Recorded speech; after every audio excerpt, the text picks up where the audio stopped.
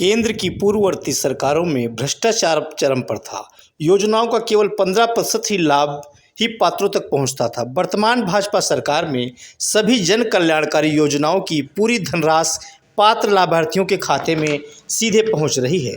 भारत की प्रतिष्ठा पूरी दुनिया में बढ़ी है। यह प्रधानमंत्री नरेंद्र मोदी के करिश्माई नेतृत्व से ही संभव हुआ है। यह बातें आज लखनऊ उत्तर के विधायक डॉक्टर नीरज बोरा ने प्रधानमंत्री नरेंद्र मोदी के नेतृत्व में केंद्र सरकार के 9 साल पूरे होने के उपलक्ष्य में आयोजित प्रेस वार्ता में कही। विधायक डॉक्टर नीरज बोरा ने कहा कि कोरोना काल में प्रधानमंत्री के नेतृत्व में सरकार ने 125 करोड़ लोगों के टीकाकरण किया और साथ ही दुनिया के कई देशों को टीके की आपूर्ति भी की। उस कठिन दौर में देशवासियों को खाद्यान्न वितरित कराया गया ताकि कोई भूखा न मरे। आज भारत दुनिया को बड़ी अर्थव्यवस्था के रूप में सामने आ रहा है।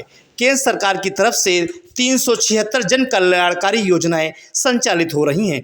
देश में ये पहली सरकार है जिसने किसान, नौजवान, व्यापारी के साथ ही पटरी व्यवसायियों के आर्थिक उन्नयन के लिए भी योजनाएं संचालित की हैं। विधायक डॉक्टर नीरज बोरा ने कहा कि मुख्यमंत्री योगी आदित्यनाथ के नेतृत्व में उत्तर प्रदेश ने सफलता के नए कीर्तिमान स्थापित किए हैं। माफिया राज जमींदोज है, सुरक्षा का अभूतपूर्व वातावरण बना है। यूपी के सभी जिलों में मेडिकल कॉलेज तैयार हो रहे हैं। स्वास्थ्य शिक्षा के क्षेत्र में कार्य करने के साथ ही सड़क, बिजली, पानी समेत सभी क्षेत्रों में विकास कार्य हो रहे हैं। आजादी के बाद पहली बार ऐसी सरकार है जो तुष्टीकरण के बजाय सबका साथ और सबका विकास का ध्येय लेकर काम कर रही है। उन्होंने कहा, लखनऊ उत्तर क्षेत्र की बहुसंख्यक आबादी विकास की मुख्य धारा से जुड़ रही है।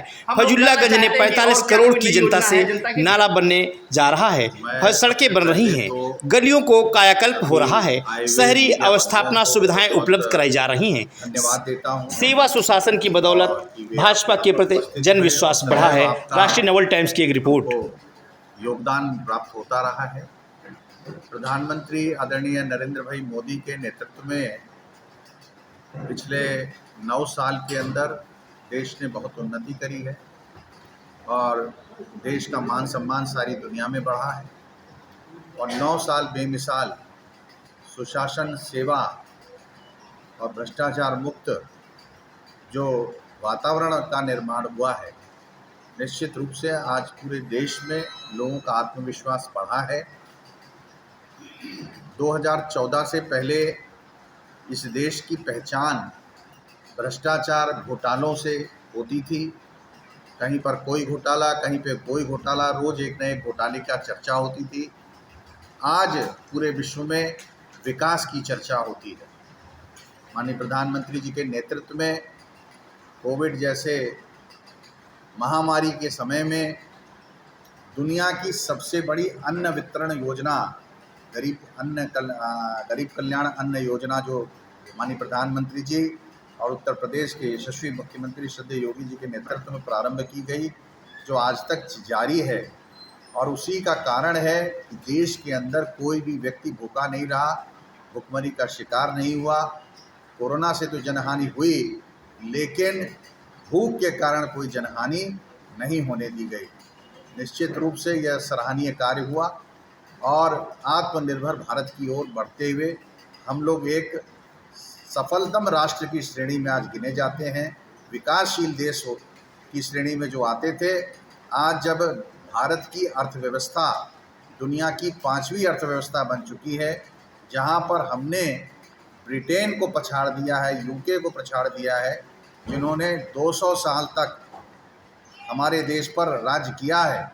आज हम आम भारतीय को इस बात की प्रसन्नता होती है कि जिन्होंने हमारे देश को गुलाम बनाया था, आज उसकी अर्थव्यवस्था को हमने पछाड़ने का काम किया है। हम 5वीं अर्थव्यवस्था बन चुके हैं और बहुत जल्दी हम लोग अगले पायदान पर पहुंचेंगे। दुनिया में आज सराहना हो रही है।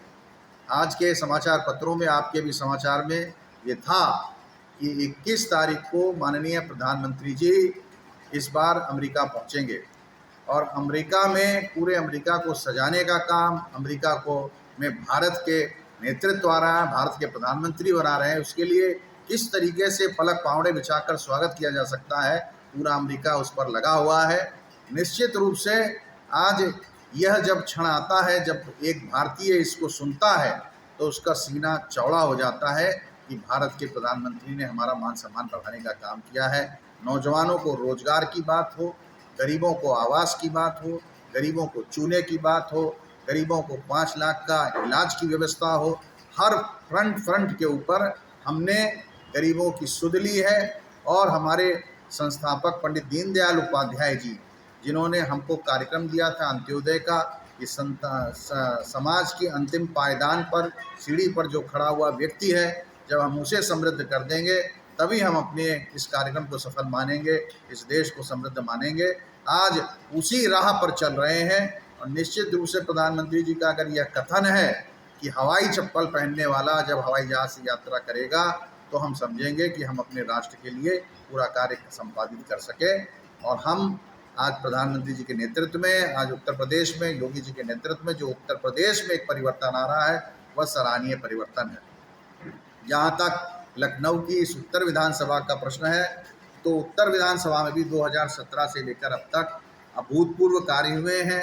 जल की व्यवस्था हो, सीवर की व्यवस्था हो, नाली की व्यवस्था हो, सड़क की व्यवस्था हो, जितने भी मूलभूत आवश्यकताएं हैं उन फ्रंट्स के ऊपर हम लोगों ने काम किया है और एक अच्छा वातावरण का निर्माण किया है।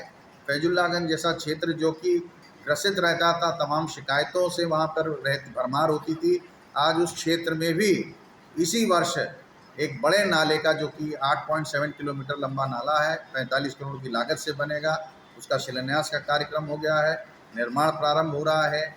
एक नाला एलडीए के माध्यम से बन रहा है। और वहाँ पर फैजुल्लागंज में डिस्पेंसरीज पिछले कार्यकाल में खुल गई थी, अब शीघ्र ही एक बड़े अस्पताल का निर्माण प्रारंभ होने जा रहा है, जिससे वहाँ पर लोगों का इलाज सुविधा मुहैया हो सके। पूरे फैजुल्लागंज में सड़कों का जाल बिछाया जा रहा है, सीवर की व्यवस्था बड़े पैमाने पर लोगों को कनेक्शन दिए गए, जो रह गए हैं उन्हें अब हम इस वर्ष प्रारंभ करने की योजना बना रहे हैं कि जल्दी हो। फैजुल्लागंज के अंदर पेयजल की व्यवस्था भी सुनिश्चित करने की योजना है। और इसके अलावा भी चाहे वो चौक का क्षेत्र हो, वहाँ पर भी व्यापक कार्य हुए हैं।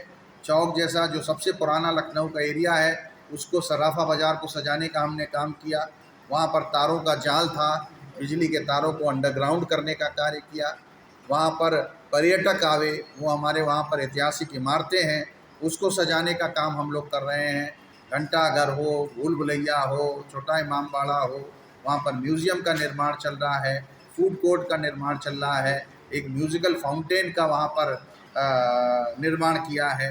और चौक में खिलाड़ियों के लिए स्टेडियम पे व्यवस्था अच्छी हो, उसके लिए वहाँ पर एक बड़ा मल्टीपर्पज़ हॉल बनवाया है।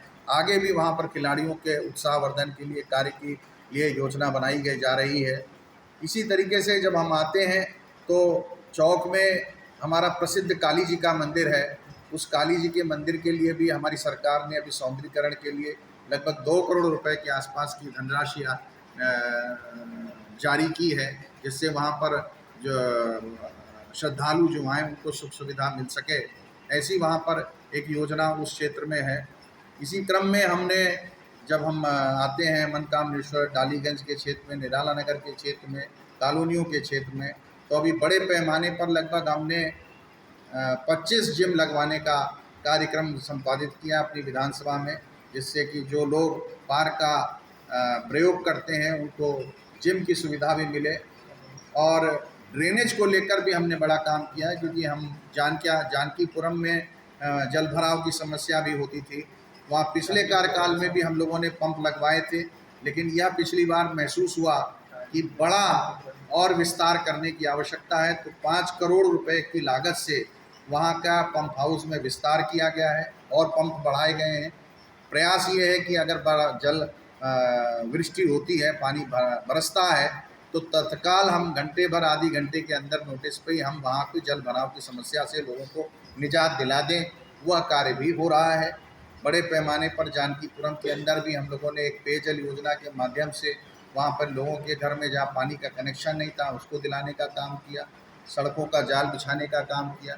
हमारे कार्यकाल में 3 बिजली घर प्रारंभ किए गए। एक दाऊद नगर का बिजली घर अभी हाल ही में उसका शुभारंभ हुआ है, और एक बहुत शीघ्र ही हम लोग खन्ना मिल के पास डालीगंज में ITI का निर्माण प्रारंभ करने वाले हैं। ऐसे तो एक ITI अलीगंज में है, लेकिन एक और ITI माननीय मुख्यमंत्री महोदय ने स्वीकृत की है, जिसके माध्यम से हम लोग उसको भी करेंगे। टेढ़ी पुलिया पर एक फ्लाईओवर का निर्माण हुआ है।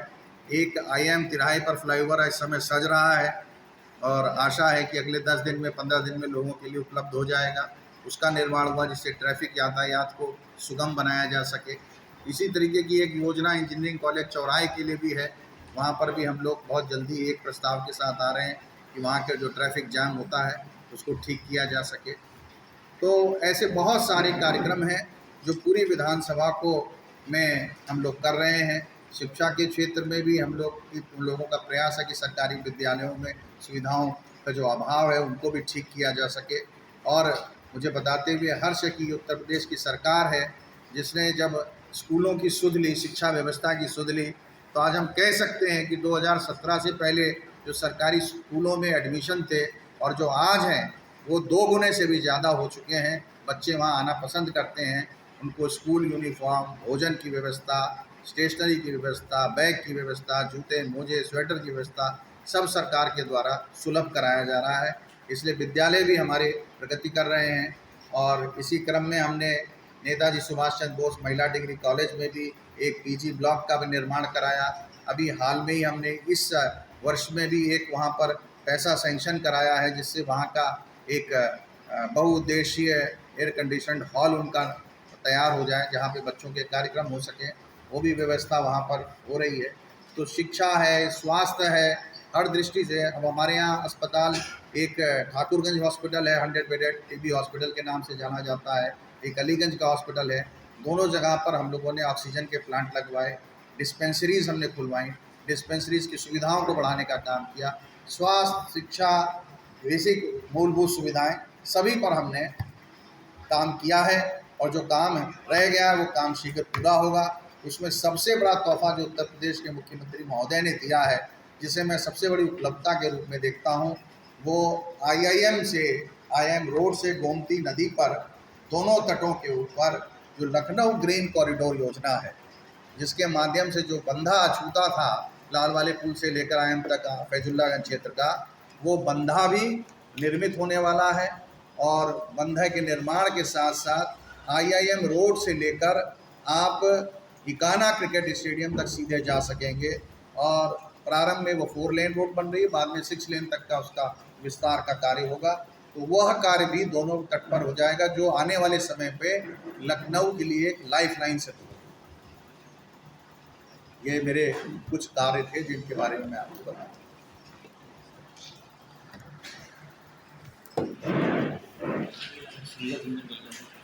सिंगल कर लें क्योंकि हो नहीं पाई है ये। मैंने वीडियो खाली रिकॉर्ड किया, सिंगल नहीं। IDP में